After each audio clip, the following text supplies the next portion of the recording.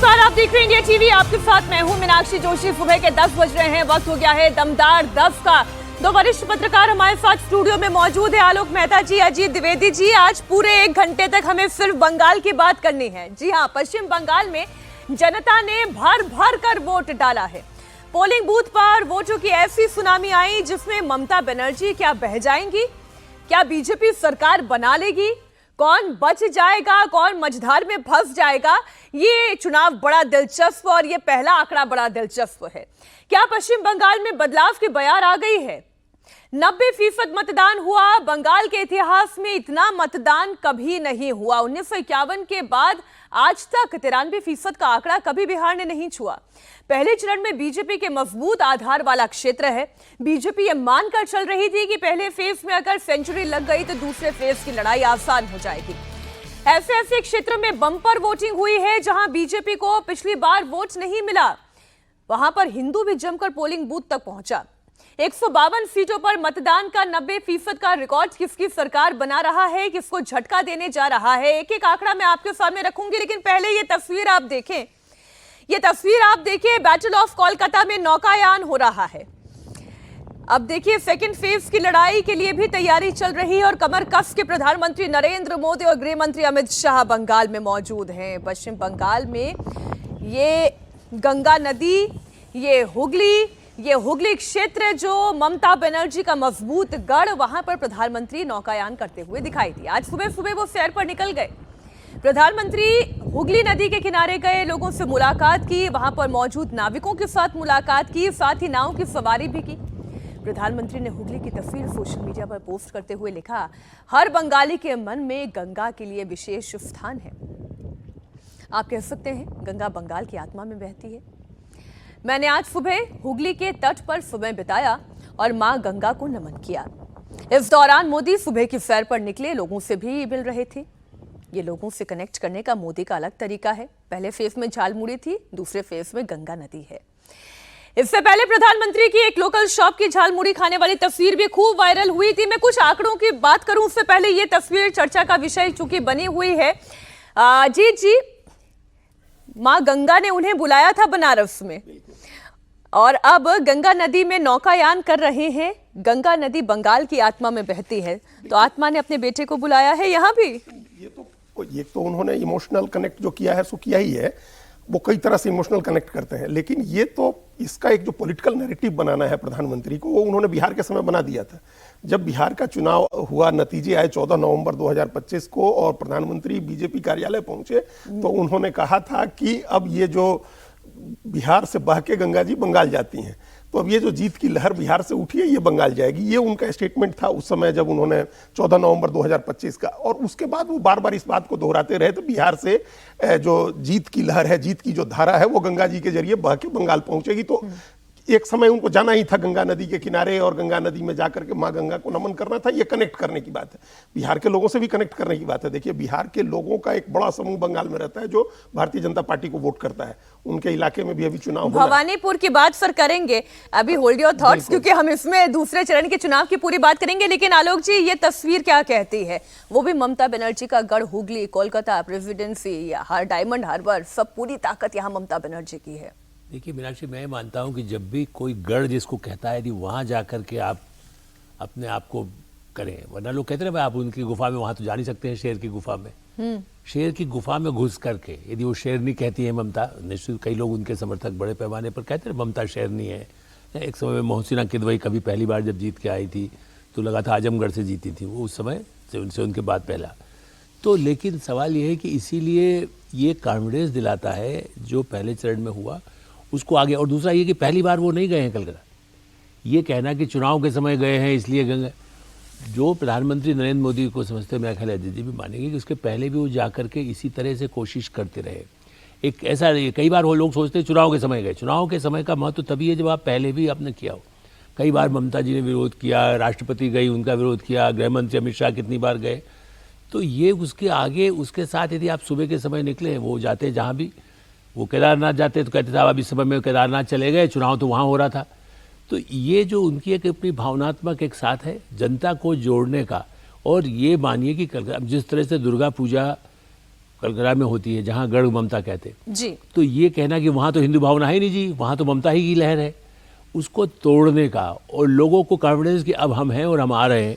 अगर एक शिथिलता आ गई है तो शिथिलता में एक बीजेपी की लहर पैदा हो जाए, वो प्रयास प्रधानमंत्री नरेंद्र मोदी कर रहे हैं। और पहले चरण के चुनाव में, पहले चरण के मतदान में जब वोटिंग के सारे रिकॉर्ड टूटे हैं अजीत जी, तो वो ये समझ में आ रहा है कि एक जबरदस्त लहर पैदा हुई है। अब वो बीजेपी के पक्ष में जा रही है या टीएमसी के पक्ष में जा रही है, ये तो 4 मई का दिन बताएगा।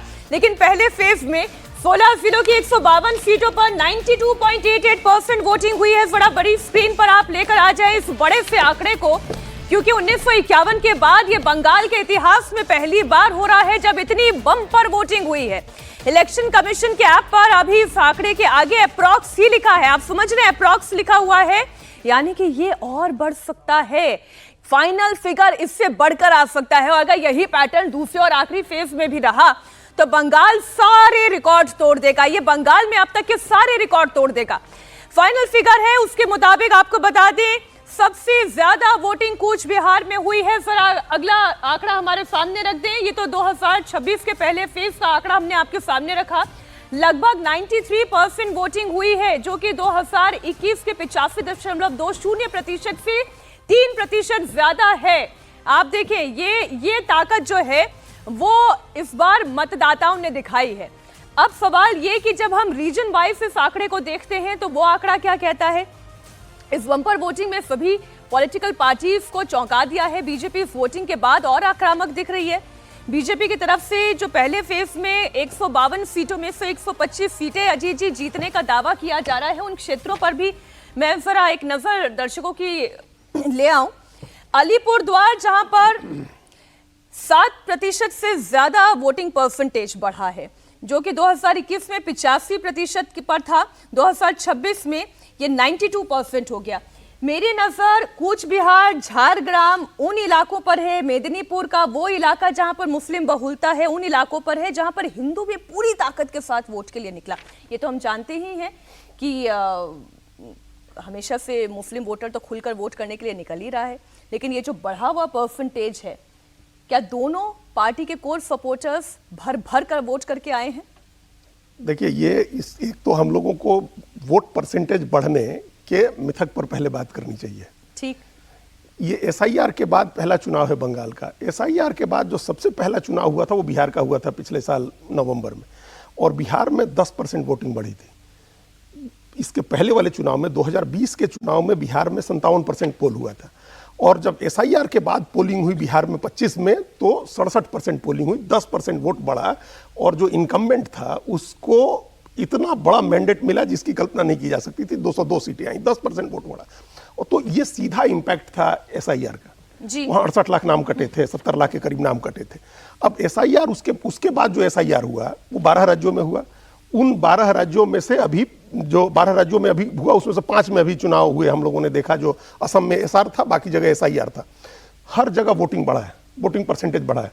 और इसका सिंपल कारण यह है कि जब आप उसकी सफाई करते हैं, जो वोटर लिस्ट है जिसमें मरे हुए लोगों के नाम, जो वहाँ से शिफ्ट कर गए हैं उनके नाम, जो फर्जी वोटर्स के नाम है, जब आप वो हटाते हैं तो आपका आधार कम होता है, बेस कम होता है।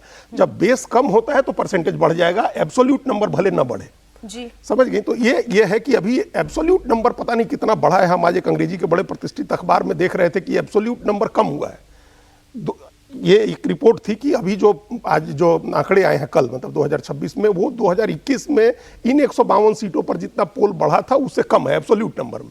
परसेंटेज ज्यादा है, हालांकि हमको उसके आंकड़ों पर अभी संदेह है, लेकिन हमको ये लग रहा है कि लगभग उतना ही होगा, उसी के आसपास एब्सोल्यूट नंबर्स होंगे। सर देखिए, जो नंबर मेरे पास है आलोक जी, वो नंबर तो ये कहते हैं कि अगर मालदा मुर्शिदाबाद में भी 9% और 8% अधिक मतदान हुआ है, जो कि पिछली बार 2021 में 85.30 और 85.26% वोटिंग हुई थी, लेकिन इस बार 94 और 93% वोटिंग जो है परसेंटेज, वो ये ग्राफिक्स के जरिए हम आपके सामने भी रख रहे हैं, ये दिखाई दे रहा है।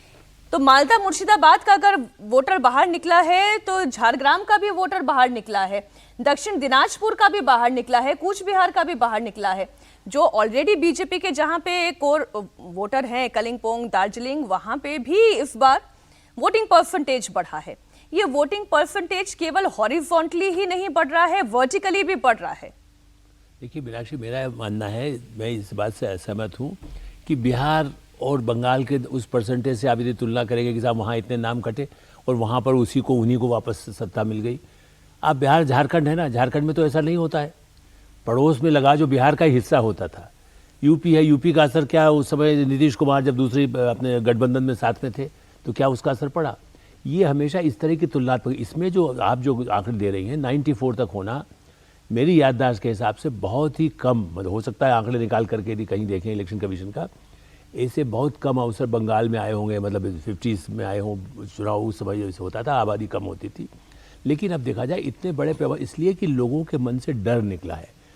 मैं ठीक है मुस्लिम वोट भी मिला, हाँ, अगर मन से डर निकल रहा है तो क्या बीजेपी का वोट बढ़ रहा है? देखिए बीजेपी, आप यदि हिंदू वोट कहिए या मुस्लिम वोट भी कहिए, जो वोट मान लीजिए हिंदू वोट डरा रहा हो, आप ये कहीं ना कि भाई CRPF लगा दिया, मैं तो दूसरी बात कह रहा हूँ। इससे बात यदि मुस्लिम में निकलेगी, वो लोग जो महिलाएं नहीं निकलती थी, जो डरती थी, वो उनका निकलना इस बात का सबूत है कि बीजेपी के निकल रहा है। बीजेपी का वोट है मतलब इसलिए कि चलिए उन्होंने अपना एक जो ऑर्गेनाइजेशन उनका रहा है, लोग कहते हैं कि बंगाल में उतना अच्छा संगठन बीजेपी का कमजोर है। इस बार जब सुनिश्चित किया गया है, ये निकलना ही इस बात का प्रमाण है कि लोगों ने भय मुक्त होकर के आगे की जो उनकी आकांक्षा है उसके लिए वोट दिया है। अब रूरल और अर्बन क्षेत्र में भी अजीत जी आप कोई बदलाव देख रहे हैं, कोई पैटर्न देख रहे हैं? नहीं, हम पहले एक बार क्लियर कर दें सर आपको कि हमने ये बिल्कुल ही इम्प्लाई नहीं किया कि वोट परसेंटेज बढ़ा था बिहार में, सत्तारूढ़ पार्टी जीत गई तो यहाँ भी जीत जाएगी। हमने ये बिल्कुल नहीं कहा जी। अच्छा, आपने ये अर्थ निकाला कि हम ये कह रहे हैं कि वहाँ हुआ। अच्छा, तो आप ये कहना चाह रहे हैं ममता बनर्जी के हारने के भी चांस है? कोई नतीजा नहीं निकाला क्योंकि वोट परसेंटेज मैं तो पूछूंगी आपसे, क्या ममता बनर्जी के भी हारने के चांस हैं? देखिए अब ये उस तरह की बात है, ऐसी बात जिस पर हम अभी किसी नतीजे पर नहीं पहुंचेंगे। और दूसरा क्या, अभी चुनाव आयोग की तरफ का साइलेंस पीरियड है, अभी हम लोग नहीं कह सकते कौन जीतेगा कौन हारेगा। ठीक है, रूरल अर्बन पे बात कर लेते हैं। तो हमने ये नहीं कहा कि हमने कहा कि जो वोट बढ़ा है मीनाक्षी जी, वो SIR की वजह से बढ़ा है, कि SIR हुआ है। SIR जरूरी है ममता जी? हाँ, आधार कम हुआ, SIR बहुत जरूरी है। हम ये कह रहे हैं कि SIR इतना जरूरी है और उसका नतीजा हर स्टेट में दिख रहा है। असम में चुनाव वोट पड़ा है 7-8%। आप देखिए ना तमिलनाडु में कितना बड़ा है। पिछली बार 83% पोलिंग हुआ था, वहां 73% पोलिंग हुआ था और इस वक्त 85% पोलिंग हुई है। 12% वोट बढ़ा है तमिलनाडु में। तो वो वोट SIR के कारण बढ़ रहा है। एक तो पहले ये समझ लें कि SIR के कारण जब आधार कम होगा, भाई पहले 100 वोट थे, उस 100 वोट में 90 ही एक्चुअल वोट थे, तो उसमें से कितना भी डालता था तो परसेंटेज नहीं बढ़ता था। फर्जी वोट भी तो थे। मेरा कहना है कि वो लोग जो ममता जिसके नाम लिखवा देती थी, जो कम्युनिस्ट पार्टियां पहले करती थी, वो नाम हटने से बीजेपी को फायदा है। ये कहना कि कम होने से खाली संख्या वो कट गई, जो गलत नाम थे, ऐसा ही है। जो फर्जी नाम बड़े पैमाने पर घुसपैठियों के नाम वहाँ पर जो रहते थे और जिस ढंग से मैनिपुलेट करती थी उस वोटर लिस्ट को, वो नहीं करती थी। मैं कम्युनिस्टों का भी कह रहा हूँ, उसके पहले कांग्रेस को हराने के लिए कम्युनिस्ट सिस्टमेटिकली 25 साल उसी के बल पर राज रहे। तो ये अब ये एक ऐसा है कि अंतिम जो कोशिश की गई कि भाई वो फर्जी नाम, आप चाहे इलेक्शन कमीशन को कुछ कहें, बीजेपी को कुछ कहें, मैं तो ये कह रहा हूँ कि साहब जिस ढंग से बिहार में, बंगाल में, देश के कई हिस्सों में इस तरह से जो मैनिपुलेट होता था, जो हरियाणा में मैनिपुलेट होता था, वो सब बदला है। अपने रिपोर्टर्स से ही जो बातें सुन रही हूँ वो यहाँ दर्शकों को बता रही हूँ। वो कह रहे हैं कि कोई छापा वोट नहीं पड़ा है, जो कि एक ट्रेंड पश्चिम बंगाल में हुआ करता था। एक मुश्त छापा वोट पड़ता था, उससे पूरा इलेक्शन जो है वो गड़बड़ा जाता था। उसमें आप ममता बनर्जी का मैनेजमेंट कह लें या उससे पहले वाम दलों का जो मैनेजमेंट रहा, अब इस बार ऐसा कोई मैनेजमेंट हो नहीं पाया, छापा वोट नहीं पड़ा है। इसलिए रूरल और अर्बन की भी आप जो स्थिति देखेंगे उस पर मैं चर्चा को लेकर आऊंगी। लेकिन ममता बनर्जी ने 90% वोटिंग पर बयान दिया है। उन्होंने कहा है कि SIR के खिलाफ बंगाल के लोगों ने बम्पर वोटिंग की। ममता बनर्जी ने कहा कि बीजेपी बार बार दावा कर रही है कि वो जीतेगी, तो क्या उन्होंने EVM फिक्स कर रखी है? देखिए, जब भी ये EVM फिक्स करने की बातें आती है, ये विपक्ष की बेचैनी, घबराहट और तिलमिलाहट बताती है। ममता बनर्जी का बयान आपको सुनाते हैं। আপনারা এত মহা কি বলবো, আমি ওনাকে বলছি না, বিজেপি পার্টিটাকে এত মহামূর্খ হন কি করে? তার মানে কি আপনি ইভিএম মেশিনে ফিট করে রেখে দিয়েছেন? তা নাহলে এ কথা আপনি বলেন কি করে? যত ভোট পড়ছে সব আপনার। আর আমি শুনেছি প্রেসের কাছ থেকে কোনো একটা কমিশনের অফিস থেকে যারা নির্বাচন পরিচালনা করেন খবর খাওয়াচ্ছে 4টে থেকে নাকি গন্ডগোল হবে। তার মানে কি গন্ডগোল করে প্ল্যান করেছেন ইভিএম ছাপ্পা দিয়ে, সিআরপিএফকে দিয়ে ছাপ্পা দিয়ে ইভিএম মেশিন করে দখল করার? বলে না ধর্মের কল বাতাসে নড়ে, আপনারা যেটাই করবেন সেটাই আপনাদের বিরুদ্ধে যাবে। ममता बनर्जी का एक और बयान है, उन्होंने कहा कि सत्ता में आना जरूरी नहीं है लेकिन बीजेपी को केंद्र से हटाना जरूरी है। तो ये जो वो पॉलिटिकल नैरेटिव खड़ा करने की कोशिश करी है कि अगर बीजेपी जीतती है तो ईवीएम में खोट है, और ये काम पहले भी कई विपक्षी दल कर चुके हैं। समाजवादी पार्टी कर चुकी है, हार के यही नैरेटिव उन्होंने फैलाया था। ये कांग्रेस पार्टी कर चुकी है, जितनी बार हारती है उतनी बार ईवीएम को दोष देती है, और वही काम ममता बनर्जी पश्चिम बंगाल में कर रही है। तो सवाल ये कि क्या वो विचलित हो रही हैं? इधर पश्चिम बंगाल में पहले चरण की वोटिंग से बीजेपी के नेता शुवेंदु अधिकारी बहुत खुश हैं। उन्होंने कहा है कि इस बार बंगाल में फर्जी वोटिंग नहीं हो पाई, लोगों ने खुलकर वोट दिया।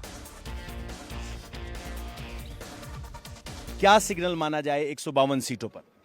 क्या सिग्नल माना जाए इस हाई परसेंटेज? 125 उम्मीद है, 125 सीटें आउट ऑफ 152। मुस्लिम वोटर्स में कंसोलिडेशन दिखा। रेजीनगर में हुमायूं कबीर को दौड़ाया गया, बहरामपुर में भी कोई विभाजन नहीं दिखाई दिया, मुस्लिम कंसोलिडेटेड दिखाई दिए। क्या सनातनी वोटर भी आपके लिए कंसोलिडेटेड हैं? हाई कंसोलिडेशन ऑफ सनातनी वोटर। मुस्लिम कंसोलिडेशन तो 2021 में 91% हुआ था। 2024 में बीजेपी आ जाएगा, 400 सीट होगा, हिंदू राष्ट्र बनेगा, इस तरीके से जो मौलवादी का फतवा था उसका बाद तो 95% वोट ममता को मिला यहाँ। इसलिए तो अदित चौधरी भी हार गया, गुजरात से यूसुफ पठान भी जीत गया था। ये 95% से ऊपर जाने का कोई मौका नहीं है। वो 5% 7% तो गिरेगा। लेकिन जो हिंदू कंसोलिडेशन 54% था पिछले लोकसभा चुनाव में, इस बार आप ईवीएम खुलने का बाद थोड़ा मेरा साथ कैलकुलेशन मिला लेगा, 85% से ज़्यादा हिंदू कंसोलिडेशन हुआ। सीपीएम का लूज वोटर्स भी, हिंदू वोटर्स, वो भी राम जी को दे दिया वोट। तो ये जो शुवेंदु अधिकारी कह रहे हैं वो ये कह रहे हैं और बहुत दावे के साथ कह रहे हैं कि हिंदू वोटर भी यूनाइट हो गया। इन दोनों बयानों पर भी सर हम आपका रिएक्शन लेंगे, लेकिन उससे पहले अलीपुरद्वार और उत्तर दिनाजपुर की जो फर्स्ट फेज की पोलिंग की जो आंकड़े हैं वो आपके सामने रख दें। अलीपुरद्वार की बात करें तो यहाँ पर 92.71% वोटिंग हुई है, जो कि 2021 के मुकाबले 7% से ज्यादा मतदान हुआ है। उत्तर दिनाजपुर की बात करें तो यहां पर भी 94.16% मतदान हुआ, जो कि 2021 के मुकाबले 10% ज्यादा है। अजीत जी, इन दो जिलों की पहले बात कर ले, अलीपुरद्वार और उत्तर दिनाजपुर। देखिए, अलीपुरद्वार ये वो हिंदू ज्यादा आबादी है वहाँ। उत्तरी दिनाजपुर में लगभग बराबर आबादी है हिंदू मुसलमान की, 45% के करीब मुसलमान होगा, 55% के करीब हिंदू होगा, लगभग बराबर आबादी है उत्तरी दिनाजपुर में। और दोनों जगह ये जहाँ मुस्लिम आबादी ज्यादा है वहाँ 10% के करीब वोटिंग ज्यादा हुई है, और अलीपुरद्वार में 7% वोटिंग ज्यादा हुई है। तो एक फिर हम दोहरा देंगे कि पहला कारण SIR है। दूसरा कारण ये है कि इस बार जो स्पिरिटेड कैंपेन था, जितना मोटिवेटेड वोटर था, जिस तरह से मोबिलाइजेशन किया गया था वोटर्स का, एक वो कारण है। तीसरा कारण ये है कि बड़ी संख्या में ऐसे लोगों ने वोट किया है जिनको ये खतरा दिख रहा है कि SIR पहला चरण है, इसके बाद NRC होगा, जो ममता बनर्जी ने एक नैरेटिव बनाया, आपका नाम कट सकता है अगर आपने वोट नहीं डाला। इस बार तो चुनाव आयोग ने आपका नाम शामिल कर दिया, अगर आप NRC SIR के बाद पहले चरण में वोट नहीं डालते हैं तो हो सकता है कि आपकी नागरिकता पर खतरा हो, आपको घुसपैठिया बनाया गया, जो लोग गए थे, बिल्कुल उन लोगों ने डाला, और जो वहां थे किसी वजह से लापरवाह होते थे, वोट नहीं डालते थे, इस बार सब लोग निकले वोट डालने, दोनों तरफ के कलिंपोंग और कूच बिहार का भी आंकड़ा चूंकि इसी में आपके सामने है। कलिंपोंग और कूच बिहार दोनों ऐसे क्षेत्र है जहां पर हिंदू आबादी ज्यादा है। कलिंपोंग जो कि बीजेपी का स्ट्रॉन्ग होल्ड है, एक ही सीट है कलिंपोंग से। तो अजीत जी, विधानसभा, हाँ जी, विधानसभा की कम ही सीट है वहां। तो 83% 2026 में, मतलब कल पहले चरण के चुनाव में कलिंपोंग में 83.07% मतदान हुआ, और यहां पर भी पिछली बार के मुकाबले आलोक जी 8.77% अधिक मतदान हुआ है। कूच बिहार में भी तकरीबन 7.5% अधिक मतदान पिछली बार के मुकाबले। इन दो क्षेत्रों का रुझान जो है आपको क्या दिखाई देता है? देखिए, मैं भी अभी भी यही कह रहा हूँ, जैसे अभी उन्होंने कहा कम्युनिस्ट पार्टी का वोट जो पड़ता था, हमने आप जब केरल की बात की थी तो मैं भी कहता था कि देखिए वहाँ पर कई वोट ऐसे हैं कांग्रेस को हराने के लिए कम्युनिस्ट को दे दें। वही स्थिति यहाँ पर हो रही है, क्या वो कम्युनिस्टों को बिल्कुल सफाया हो रहा है।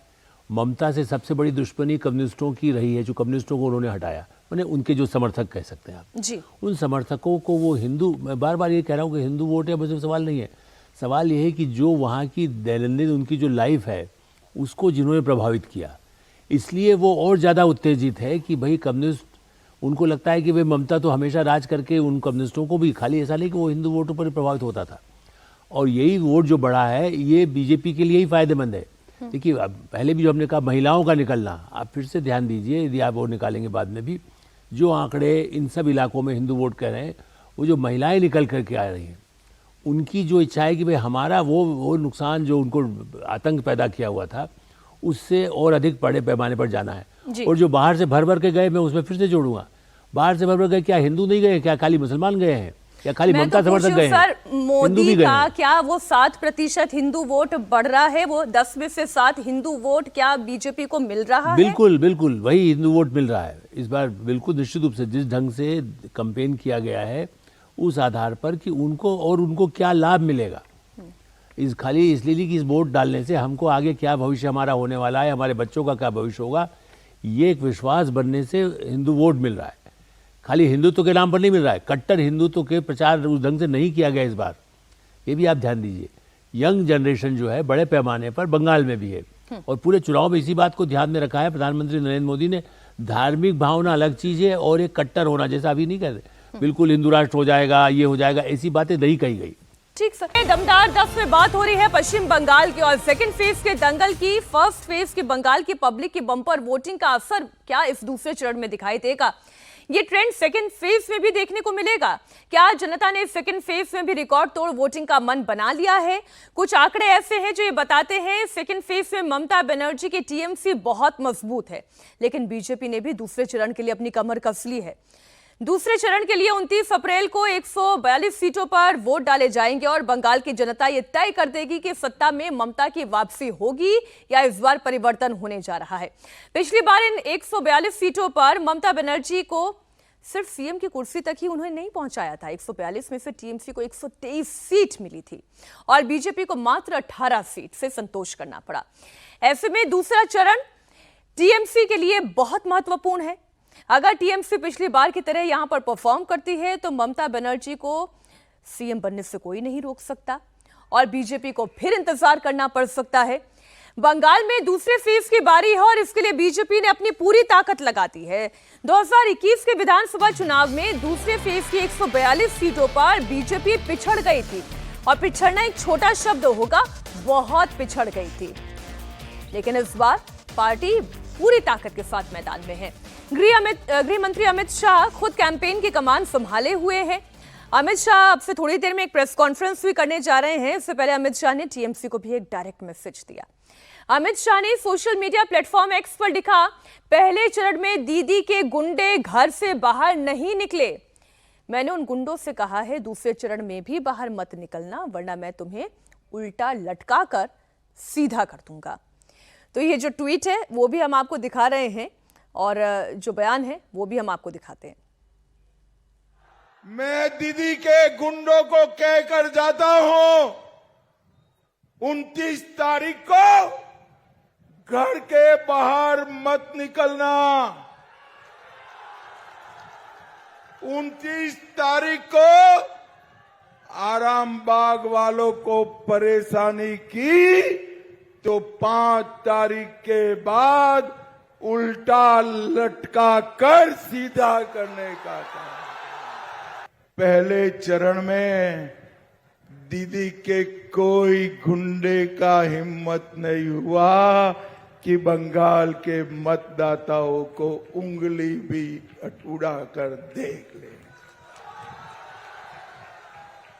जिस मात्रा में 80% से ज्यादा मतदान, वो बताता है कि पहले चरण में दीदी का सुपड़ा साफ होने वाला है भाई। अब जिस भाषा में अभिषेक बैनर्जी धमकाते हैं उससे ज्यादा कड़ी भाषा में अमित शाह ने मंच से उन्हें डायरेक्ट जवाब दिया। सेकेंड फेज में पश्चिम बंगाल में बड़ी दिलचस्प लड़ाई देखने को मिलेगी। अगर 2021 विधानसभा चुनाव के नतीजों की बात करें तो बीजेपी के पास 142 में से सिर्फ 12.67% सीट है, जबकि टीएमसी के पास मेजर चंक है, 86.61% सीट उनके पास है। यानी कि टीएमसी का ये सेकंड फेज में अपर हैंड तो साफ दिखाई दे रहा है। और अगर टीएमसी अपना वोट बैंक इंटैक्ट रख पाती है तो बीजेपी के लिए ये फेज बहुत मुश्किल होने जा रहा है। सेकंड फेज में अगर रीजन वाइज भी बात करें तो 2 रीजन आते हैं, साउथ बंगाल और ग्रेटर कोलकाता। साउथ बंगाल की टोटल 160 सीट है, जिनमें से 18 पर बीजेपी का कब्जा है, जबकि 89 सीट टीएमसी के पास है। ग्रेटर कोलकाता की बात करें तो टीएमसी यहां बहुत मजबूत है, 35 सीटों में से 34 सीट तो टीएमसी के विधायक पर ही यहां पर जीते हैं, जबकि अन्य के खाते में केवल 1 सीट गई है। यहां बीजेपी का पिछली बार खाता तक नहीं खुल पाया था, इसलिए आपने दूसरे चरण के इस इलेक्शन कैंपेन में आज की सुबह प्रधानमंत्री नरेंद्र मोदी को नौका विहार करते हुए देखा और गंगा नदी में, कोलकाता रीजन में, हुगली में ये करते हुए देखा, क्योंकि वो भी जान रहे हैं कि ये वो क्षेत्र है जो बीजेपी के लिए मुश्किल है और टीएमसी के लिए सबसे बड़ी ताकत है। पहले तो उस पर बात हो जाए आलोक जी, जो अमित शाह ने कहा। देखिए, मैंने इसके पहले भी हम चर्चा में कह चुके हैं, लोगों को लगे कि सेकंड फेज में भी वो गुंडागिर्दी और इवन उसके बाद वायलेंस जो 5 तारीख का संदेश दे रहे हैं, वो इस बात का है कि इस बार आप पहले की तरह से लोगों घरों को जला नहीं पाएंगे। पिछली बार जहाँ जहाँ ऐसी घटनाएं की गई थी सामाजिक तत्वों की तरफ से, बाहर के बिगाड़ने के लिए चुनाव का माहौल भी, इस दृष्टि से इस बार वो जो कॉन्फिडेंस दिलाने की बात है कि इस बार एक तो गुंडे न निकले और पूरा फोकस इन्होंने पहले भी सेकंड, ऐसा तो नहीं कि आज मालूम हुआ है कि सेकंड फेज में हमारे लिए चुनौती है, पिछले चुनाव के बाद से ही अमित शाह मोदी का जो अपना एक नेटवर्क काम करने का स्टाइल है उसमें रहता है कि हम सेकंड फेज के लिए क्या करना है हमको।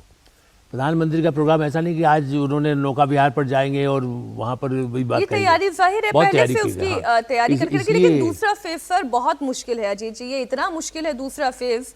पहला चरण तो अगर मान लीजिए शतक लगा भी लिया तो दूसरे फेज से भी आपको 18 से बहुत आगे बढ़ना पड़ेगा, बहुत ज़्यादा। देखिए, पहला चरण था, पहले चरण में भी पिछली बार क्या बीजेपी ने पहले चरण में 59 सीटें थी बीजेपी के पास और उतनी बड़ी लहर ममता बनर्जी के होने के बावजूद वो भी शतक नहीं लगा पाएंगी। 92 ही सीट्स थी उनके पास और वो मिक्स्ड आबादी का इलाका भी था, वहाँ मालदा मुर्शिदाबाद छोड़ दें और उत्तरी दिनाजपुर, तो बाकी 16 जिलों में से और एक बीरभूम छोड़ दें, तो इन 4 जिलों को छोड़ दें तो बाकी 12 जिलों में हिंदू मुस्लिम आबादी लगभग बराबर थी या हिंदू आबादी ज़्यादा थी। तो इसकी वजह से एक मिक्स्ड रिजल्ट भी आया था और उत्तर बंगाल के 8 जिलों में तो बीजेपी ने 30 सीटें जीत ली थी, 59 में से 30 सीटें उधर ही थी। बाकी जो साउथ बंगाल की जो 3 बड़ी जिले थे वहां से कम सीटें थी बीजेपी को। फिर जंगल महल में बीजेपी को 16 सीटें मिली थी, जो जंगल महल की 40 सीटों में से। इस फेज में जो मुस्लिम बहुल इलाके हैं वो मैं बता देती हूँ, फिर ये चर्चा और ज्यादा दर्शकों को समझ आएगी। सेकंड फेज में मुस्लिम बहुल सीटों की बात करें जहां पर टीएमसी ने बहुत अच्छा गेन किया, 50 से 70% मुस्लिम आबादी वाली 11 सीटें ऐसी हैं जिसमें 10 सीट पर टीएमसी पहले से ही अपना विधायक रखे हुए है, अन्य के खाते में 1 सीट है, जबकि बीजेपी का यहां खाता भी नहीं खुल पाया था। 40 से 50% मुसलमान आबादी वाली 11 सीटें हैं, जिनमें से 11 के 11 ममता बनर्जी के पास है, यहां पर भी बीजेपी 0 है। 30 से 40% मुस्लिम आबादी वाले सेकेंड फेज में 23 सीटें हैं और यहां भी 23 की 23 सीटें टीएमसी के पास है। 20 से 30% मुस्लिम आबादी जिन सीटों पर है, ऐसी 37 सीटें भी 37 सीटों में से भी 33 टीएमसी के पास है, 4 बीजेपी के खाते में गई। तो आप यहां पर देखें कि मुस्लिम आबादी जहां पे 30% है वहां पर भी टीएमसी की सीटें ज्यादा हैं। तो इस सेकंड फेज को बीजेपी कैसे लड़ेगी? देखिए, अब आप ये बताइए, जो 10 से 20% जहां आबादी है वहां भी 23 सीटें टीएमसी की है। बिल्कुल ठीक, 27 सीटें हैं, उनमें से 23 सीटें टीएमसी जहां अधिकतम 20% मुस्लिम आबादी है वहां भी 4 ही सीट बीजेपी को मिली है। तो इसका ये मतलब रहा है पिछली बार तक जो हम लोग बार बार चर्चा करते रहे कि हिंदू वोट भी बड़ी मात्रा में मिलता था तृणमूल कांग्रेस को। इस बार अभी हम लोगों ने देखा कि शुभेंदु अधिकारी दावा कर रहे हैं कि 85% हिंदू वोट जो है वो राम को चला गया। अगर 85% गया है, हम तो कह रहे हैं कि अगर 70% चला गया तो बीजेपी जीत जाएगी, उसको मैसिव मैंडेट आएगा। अगर 70% भी चला गया, 100 में से 70 हिंदू ने भी दे दिया, वो कह रहे हैं कि 85 दे रहे हैं। अगर 85 दे रहे हैं और उनका कहना है 95 मुसलमान उधर दे रहे हैं, तो अगर ये डिवीजन है कि तो 85 हिंदू दे रहे हैं, तब तो फिर कोई लड़ाई ही नहीं होगी, फिर तो बीजेपी क्लीन स्वीप कर तो जाएगी। हिंदू फेज वाली सीटें भी बता देती हूं सर। हाँ बताइए, अभी उसमें भी देख लेते हैं। सेकंड फेज में हिंदू बहुल सीटें जो है 90% से ज्यादा हिंदू आबादी वाली 33 सीटें हैं, जिनमें 10 सीट पर अभी बीजेपी का कब्जा है। 33 में से 10, 23 अभी भी टीएमसी के पास है। 80 से 90% हिंदू आबादी वाली 27 सीटें हैं, जिस पर 4 पर बीजेपी का कब्जा है, जबकि 23 सीट पर बीजेपी के माफ कीजिए ममता बनर्जी के एमएलए हैं। 60 से 80% हिंदू आबादी वाली सीटों की बात करें तो ऐसी 65 सीटें हैं, जिसमें से सिर्फ 4 बीजेपी के पास है और 61 सीट टीएमसी के पास है। अब 50 से 60% हिंदू आबादी वाली 6 सीटों की बात करें तो इनमें भी 6 की 6 सीट टीएमसी के पास है। तो आलोक जी, सच्चाई तो ये है कि जहां पर हिंदू आबादी ज्यादा, वहां पर भी टीएमसी की ताकत ज्यादा पहले थी, लेकिन क्या इस बार ऐसी होगी? जब आपने पूरा माहौल ऐसा बना लिया कि हम सिर्फ मुस्लिम वोट के लिए कर रहे हैं, और मुस्लिम वोट में भी देखिए इस बार मुस्लिम वोट कट रहा है ना। दोनों बातें होंगी, जहाँ जहाँ हो सकता है। इसमें यदि डिटेल्स में आप देखेंगे, दूसरा भी जो मुस्लिम कैंडिडेट्स हैं वहाँ पर ममता का यदि वोट कम होता है और हिंदू का वोट इधर बढ़ता है, तो उसका फ़ायदा तो बीजेपी को मिलेगा। जहाँ इस बार ज़्यादा बहुल जो आपने जहाँ दिखाया कि साहब पहले 23 मिल गई थी और वहाँ भी आज जहाँ 70-80% हिंदू है, वो बड़े पैमाने पर इस बार बीजेपी को मिलने वाला है। ये मेरा मानना है। असहमत हो सकते हैं, अभी फैसला तो 4 तारीख को आएगा, लेकिन मेरा ये मानना है कि निश्चित रूप से इस बार वो पूरी ताकत, चुके जब आपने हिंदू मुस्लिम वर्सेस कर दिया, ममता बनर्जी ने, कांग्रेस ने, हुमायूं जितने। मैं सर इसमें एक मिसाल जोड़ती हूँ। महुआ मोइत्रा हैं, वो कृष्णा नगर से आती हैं। वो साफ ये कहती हैं कि मैंने जिन योजनाओं का फायदा मुसलमानों को दिया, वहां से तो एक मुश्त वोट मुझे मिला, लेकिन मतुआ समाज से मुझे नहीं मिला। सीधा सीधा जो है वो टारगेट मतुआ समाज की महिलाओं को भी कर देती हैं। तो इसका क्या इम्पैक्ट नहीं पड़ेगा उन रीजन्स पे भी जहां पर हिंदू बहुलता में है? देवेंद्र पराशर हमारे साथ जुड़ गए हैं इस वक्त। देवेंद्र, पहले तो फर्स्ट फेज का जो वोटिंग ट्रेंड है उससे क्या एनालिसिस कर रही है बीजेपी?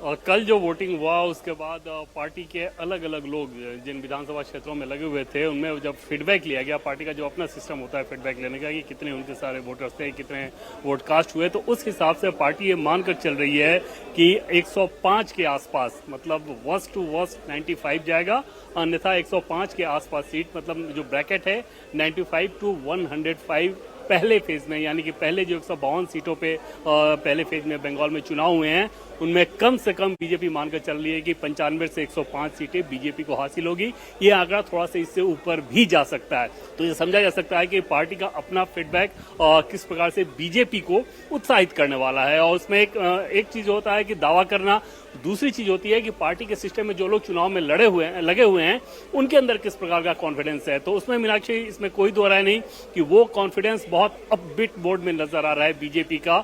जिस प्रकार की उम्मीद उनको थी पहले फेज से, अभी अपना इनका फीडबैक जो है वो उसके हिसाब से ये बहुत ज्यादा संतुष्ट नजर आ रहे हैं। तो आपसे थोड़ी देर बाद जब प्रेस कॉन्फ्रेंस होगी गृहमंत्री अमित शाह की, तो ये कॉन्फिडेंस आपको उसमें नजर आएगा। आंकड़े वो प्रेस कॉन्फ्रेंस शुरू होने वाली है, इससे मेरे पास बहुत सारे सवाल है। मैं जल्दी उन तमाम सवालों का जवाब देवेंद्र आपसे ले लेती हूँ। क्या ये 70-30 वाला चुनाव है? क्या हिंदू कंसोलिडेशन हुआ है? और देखिए, बीजेपी के लिए ये बहुत जरूरी था। बीजेपी ने अपना जो वोट परसेंटेज का टारगेट रखा था ओवरऑल दोनों फेज में मिला के, वो उसको ये रखा था कि 48 से 50% का चुनाव उसको बनाना होगा। और ये तब बीजेपी करना चाह रही थी जब उसे पता है कि 27 से 30% लगभग मुस्लिम वोटर्स हैं। और उस कंडीशन में अगर 48 से 50% का एक voting percentage overall bracket BJP सोच रही थी, तो ये बहुत जरूरी था कि जो हिंदू वोटर यहाँ पे हैं उनमें 70 से 80% तक बीजेपी को वोट करें। कल के पहले फेज के वोटिंग के बाद बीजेपी का अपना जो फीडबैक है उसमें ये उनको लग रहा है कि 75 से 80% यानी कि 70% प्लस ज्यादातर कॉन्स्टिट्यूंसी में बीजेपी को हिंदू वोटर्स मिला है। उसमें शहरी और ग्रामीण का जो एक बैरियर रहता है बीजेपी के हिसाब से वो भी बैरियर टूट गया है। और दूसरी चीज की महिला वोटर्स को लेकर, खासतौर पे ग्रामीण इलाकों में महिला वोटर्स क्या सोचेंगे या शहरी इलाकों में महिला वोटर्स क्या सोचेंगे, उसमें भी एक जो ब्रैकेट की बात कही जाती थी वो भी टूटा हुआ है। इस बार वो भी बैरियर टूटा हुआ है और बीजेपी ये मान के चल रही है कि हिंदू वोटर्स के हिसाब से उसको हर कंस्टिट्यूंसी में ज्यादातर कंस्टिट्यूंसी में, मालदा मुर्शिदाबाद के बहुत सारे पॉकेट्स अगर हैं, लगभग 32 से 34 विधानसभा सीटें ऐसी हैं जहां पर बीजेपी बहुत अच्छा नहीं करेगी, लेकिन इसके अलावा ज्यादातर सीटों पे उसे 70% प्लस हिंदू वोटर्स मिला है। और उस लिहाज से बीजेपी पहले फेज में मानकर चल रही है कि 105 तक सीटें उसकी मिनिमम, मतलब 95 से 105 के बीच में मिनिमम जाएगा और इससे कुछ बढ़ भी सकता है। जो क्षेत्र बीजेपी के ऑलरेडी स्ट्रॉन्ग होल्ड वाले थे, जिसमें आप दार्जिलिंग, कालिम्पोंग, अलीपुरद्वार, जलपाईगुड़ी या झारग्राम में भी, जहां पर हिंदू वोटर्स की आबादी ज्यादा है लेकिन बीजेपी ने उतना अच्छा परफॉर्म नहीं किया था, इस बार बीजेपी क्या एक्सपेक्ट कर रही है कि यहां पर बढ़ा हुआ वोट प्रतिशत उनके आंकड़े को बेहतर कर रहा है? बिल्कुल, और उसके पीछे सबसे बड़ी वजह ये मान रहे हैं कि परिवर्तन वाली जो लाइन है, पिछली बार क्योंकि बंगाली वर्सेस बाहरी चल गया तो उसमें हिंदू वोटर्स में भी बीजेपी ज्यादा अच्छा नहीं कर पाई थी। इस बार क्योंकि जैसे बार बार मैं कह रहा हूं कि अगर 48% ओवरऑल वोट लाना है बीजेपी को तो उसके लिए जरूरी था कि हिंदू 70 से 80% तक जाएं। और बीजेपी ये मानकर चल रही है कि परिवर्तन वाली लाइन इस बार ज्यादा चटक चली है, ग्राउंड पे ये नैरेटिव ज्यादा गया है बनिस्पत ममता बनर्जी जो नैरेटिव चलाने की कोशिश कर रही थी। और टीएमसी सोर्सेज से भी अगर आप बात करें तो उस प्रकार का कॉन्फिडेंस वहां नजर नहीं आ रहा। वो ये जरूर मान रहे हैं कि पहले फेज में बीजेपी को थोड़ा एडवांटेज है, लेकिन वो बड़े गैप की बात नहीं कर रहे हैं। मतलब ये कि ग्राफ वो भी मान रहे हैं कि बीजेपी अच्छा कर रही है पहले फेज में, सेकंड फेज में उनके दावे ज्यादा हैं। लेकिन इसमें एक मीनाक्षी फर्क ये पड़ता है कि बंगाल में एक बड़ा हिस्सा वोटर्स का वो था जो ये फ्लोटिंग वोटर्स जिसे कहते हैं, वो सत्ता के साथ ही जाना चाह रहा था। और उस कंडीशन में पहले फेज के वोटिंग के बाद वैसे वोटर्स के अंदर बीजेपी अब ये मैसेज देने में ज्यादा आक्रामक नजर आएगी कि बीजेपी की सरकार आ रही है और ऐसे में जो फ्लोटिंग वोटर्स हैं उनको अपने पाले में खींचे। क्योंकि हम सभी जानते हैं कि बंगाल पॉलिटिकल वायलेंस के लिए जाना जाता है। उस कंडीशन में फ्लोटिंग वोटर्स ये रिस्क नहीं लेते थे। इस बार बीजेपी पहले फेज के बाद अब ये मैसेज ज्यादा ये दे रही है कि एक तो पोल शांतिपूर्वक हुआ और दूसरी चीज की बीजेपी सरकार में आ रही है ताकि फ्लोटिंग वोटर्स भी उनके पास जाए। तो कुल मिलाकर मूड के हिसाब से अगर बात करें तो पहले फेज के बाद बीजेपी बहुत अपबीट मोड में नजर आ रही है। हालांकि ये टास्क अपने आप में बड़ा इस लिहाज से होगा कि जैसा कि मैंने कहा कि मालदा, मुर्शिदाबाद, इन सब पॉकेट्स को मिला लेकर 32-34 विधानसभा सीटें ऐसी है जिसमें बीजेपी सोच भी नहीं रही है। और उस हिसाब से 294 में से लगभग 214 सीटें ऐसी है जिनमें बीजेपी बहुत मजबूती के साथ मुकाबले को लड़ रही है। और उन 214 में से मेजॉरिटी को लाना अपने आप में एक डिफिकल्ट टास्क है। लेकिन पहले फेज के वोटिंग के बाद बीजेपी बहुत उत्साहित है, खासतौर पर तब जब दिख रहा है कि 70 से 80% वोट, हिंदू वोट उनके पक्ष में गया है। ये बात बिल्कुल आप ठीक कह रहे हैं देवेंद्र, क्योंकि 75 से 80 सीटें तो इन 294 विधानसभाओं में ऐसी है कि जहां पर बीजेपी के पास अपना संगठन और अपना काडर मजबूत नहीं है, इसलिए लड़ाई तो वो असली 215 से 220 सीटों पर ही लड़ रही है। देवेंद्र, एसआईआर का कितना इम्पैक्ट इस पहले फेज के चुनाव में दिखाई दिया, क्योंकि जो डिलीशन हुए हैं उसके बाद भी वोटिंग परसेंटेज बढ़ा है, तो शुद्धिकरण ने एक तो काम किया जो यहाँ स्टूडियो में भी चर्चा चल रही थी। और मैं कुछ सेफोलॉजिस्ट को भी सुन रही थी, उनका कहना यह है कि जो वोटिंग परसेंटेज बढ़ा है, बीजेपी का अपसर्ज दिखने की संभावना इसलिए भी ज्यादा है क्योंकि ये वोटिंग परसेंटेज केवल हॉरिजॉन्टली ही नहीं, वर्टिकली नहीं, हॉरिजॉन्टली भी रीजन वाइज बढ़ता हुआ दिखाई दे रहा है। जी हाँ, बिल्कुल। और उसमें अगर आप देखें जैसे मालदा, मुर्शिदाबाद जैसे मुस्लिम डोमिनेटेड अगर एरिया हैं वहां पे बढ़ोतरी हुई है, तो जो हिंदू बहुल क्षेत्र हैं वहां भी लगभग उसी रूप में बढ़ा है, उसी अनुपात में बढ़ा है। 16 में से अगर 10 जिले ऐसे हों जहां 90% से ज्यादा वोटिंग हुआ है तो अपने आप में वो कहानी बता रहा है। हालांकि वोटिंग परसेंटेज बढ़ने को अगर समझना हो तो 3 रूप में समझना चाहिए। पहले तो जो टोटल नंबर ऑफ वोट्स थे वो जब कम हुए एसआईआर के बाद, तो अपने आप में पिछली बार भी 82% हुआ था, तो वही परसेंटेज की अगर बात कर लें तो ज्यादा बढ़ा हुआ नजर आएगा, क्योंकि कुल वोट की संख्या कम हो गई है। दूसरी चीज की आक्रामकता वोटर्स के अंदर बहुत ज्यादा रही और जो लोग वोट नहीं देते थे इस बार वो देते रहे। मतलब बहुत सारे लोग आपको ऐसे मिलेंगे, तमाम रिपोर्ट भी हमने दिखाई इंडिया टीवी पे कि कैसे ट्रेन से लोग आ रहे हैं, फ्लाइट से लोग आ रहे हैं। कल भी मुझे फ्लाइट पे लोग मिले थे जो कि दूसरे फेज के वोटिंग के लिए आ रहे हैं। तो ये अपने आप में ये बता रहा है कि ओवरऑल वोटिंग बढ़ने के कारण क्या क्या हो सकते हैं। और तीसरी चीज की जब परिवर्तन की बात बहुत ज्यादा चलती है या सत्ता बनाए रखने की बात बहुत ज्यादा चलती है, ये दो केस ऐसे होते हैं जिसमें अब ज्यादा वोटिंग देखा जाता है। पहले सिर्फ ये नजर आता था कि ज्यादा वोटिंग मतलब परिवर्तन ही, लेकिन कई केसेस में ऐसे दिखे कि अगर सत्ता बनाए भी रखना हो तो भी हाई परसेंटेज जाता है। लेकिन इस बार सत्ता बनाए रखने वाला नैरेटिव कम नजर आ रहा है, परिवर्तन वाला नैरेटिव ज्यादा नजर आ रहा है। वो तो कल जो हम आम वोटर्स की भी राय सुन रहे थे अपने संवाददाताओं के द्वारा, वो भी बदलाव की बात कर तो रहे थे। वो कितना रिफ्लेक्शन अब 4 मई को हमें पता चलेगा। देवेंद्र, आप नजर बनाए रखिए, थोड़ी देर में प्रेस कॉन्फ्रेंस भी शुरू होने वाली है। बहुत शुक्रिया आपका पूरी जानकारी के लिए। लेकिन लड़ाई तो अब दूसरे फेज की है सर, दूसरे फेज की ये लड़ाई है। और अभी हम हिंदू वोटर्स की बात कर रहे थे। बीजेपी ये मानकर चल रही है कि पहले फेज में वो कंसोलिडेशन हुआ है। दूसरे फेज में अगर ये कंसोलिडेशन हो जाता है तब तो जहां हिंदू बहुल सीटें हैं वहां पर भी बीजेपी बेहतर परफॉर्म करेगी। वो ग्राफिक्स भी हम इसलिए दर्शकों के सामने रख रहे हैं। आपका अपना एनालिसिस क्या कहता है? देखिए, ये एक तो सबसे हर फेज के बाद, जब पहले 7 फेज में, पिछली बार 8 फेज में चुनाव हुआ था बंगाल में, और कई राज्यों में 4 फेज 5 फेज 3 फेज में चुनाव होते थे, तो हर फेज के बाद हर पार्टी दावा करती है क्योंकि उसको अगले फेज के लिए नैरेटिव सेट करना होता है। और हम लोग बार बार आपके साथ भी बातचीत में ये कहते रहे हैं कि अगर भय निकाल दी बीजेपी, कि हम एक भय निकल जाए कि आप जाकर के वोट डालिए, और एक विश्वास पैदा हो जाए कि हार सकती है और हम सरकार बना रहे हैं, तो उसका वोटर निकलेगा, खुल करके जाकर के वोट देगा। तो ये उसका एक पार्ट है, उसका भी पार्ट है। और कंसोलिडेशन इस मामले में फर्स्ट फेज के बाद बीजेपी कह के इसलिए भी यकीन दिला सकती है क्योंकि ये उसका स्ट्रांग होल्ड वाला क्षेत्र था। इसमें 3-4 जिलों को, 4 जिलों को छोड़ दे तो बाकी जगह उसके स्ट्रांग होल्ड वाले जिले थे तमाम, तो वो कर सकती थी। जो दूसरा फेज है, अब जैसे उसमें आप जाइएगा तो ये नॉर्थ 24 परगना, साउथ 24 परगना, या वर्धमान का एक इलाका, या फिर प्रेसिडेंसी का इलाका जो ग्रेटर कोलकाता हम लोग जिसको कह रहे हैं, ये इस इलाके में ममता बनर्जी का बहुत मजबूत संगठन भी है। भारतीय जनता पार्टी अब इस इलाके में ये नैरेटिव लेकर के जाना चाहती है कि हम जीत रहे हैं, तो जीत रहे हैं, हम जीत रहे हैं, तो अब आप हमारे साथ हो लीजिए, चलती हुई ट्रेन है, ट्रेन हमारी खुल गई है, उस बोगी में चढ़ जाइए। तो ये एक मैसेज बनाना है। चलती हुई ट्रेन है, अब बोगी में दूसरे फेज में भी मतदाता चढ़ेगा। मोदी का चांस कितना हाई आपको दिखाई देता है? मैं कल अपने यहाँ प्रोग्राम खत्म होने के बाद सौरभ से बता रहा था, एक उनका मैसेज आया था, पब्लिक सेक्टर के रिटायर्ड अधिकारी है, उन्होंने मंत्री भेजा कि उनके काम करने वाले हिंदू मोदी के लिए वोट देने के लिए 16,000 रुपए का टिकट, उसने कहा चाहे बाद में मेरा काट लीजिएगा तनख्वाह में से 16,000 का टिकट। हाँ, मेरा मैसेज है, मैं आपको इसके बाद दिखा सकता हूँ। क्योंकि 16,000 का टिकट लेकर वो गई है खाली वोट डालने के लिए, काम करने वाले घर। आप इसे अंदाज लगाइए, जो ट्रेन से गए सो गए। जैसे अभी इन्होंने जिक्र किया तो मुझे अचानक फिर याद आया, और मैंने कल शाम को वैसे ही जब तक प्रोग्राम हमारा खत्म हो गया था, तो मेरा ये मानना है कि ऐसा नहीं है कि जो बाहर से जा रहा है वो खाली।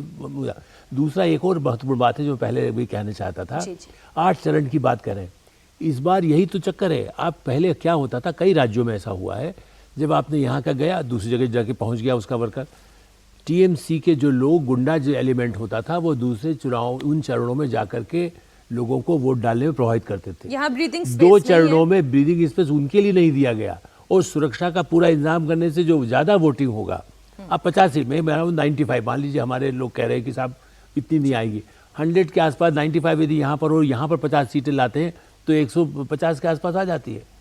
यदि 140 150 यदि आ जाती है तो बीजेपी के लिए, देखिए मैं नहीं कह रहा हूँ कि आप एकदम लहर हो गई कि खाली बीजेपी है, टीएमसी साफ है, ये कोई भी कहेगा वो मूर्खतापूर्ण बात होगी।